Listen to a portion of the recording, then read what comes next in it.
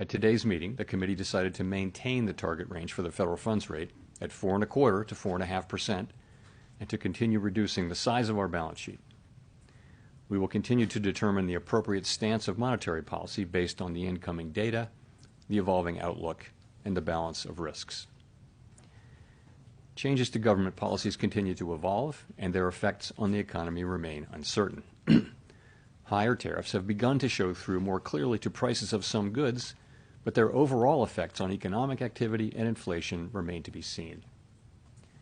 A reasonable base case is that the effects on inflation could be short-lived, reflecting a one-time shift in the price level. But it is also possible that the inflationary effects could instead be more persistent, and that is a risk to be assessed and managed. Our obligation is to keep longer-term inflation expectations well anchored and to prevent a one-time increase in the price level from becoming an ongoing inflation problem.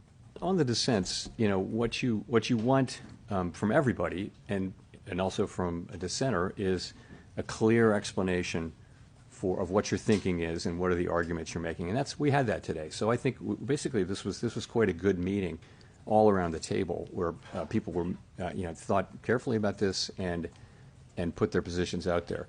As I mentioned, the sort of the majority of the committee was of the view that inflation's a bit above target, maximum employment is at target. That calls for modestly restrictive, in my way of thinking, modestly restrictive stance of policy for now. But we had two dissenters who I think, you want that clear thinking and expression of your thinking, and we certainly had that today, I think all around the table. When it comes to the renovations of the Federal Reserve's headquarters that the administration has been looking into, do you see their interest in that issue as being directly tied to the president's push to get you to lower interest rates? Not for me to say.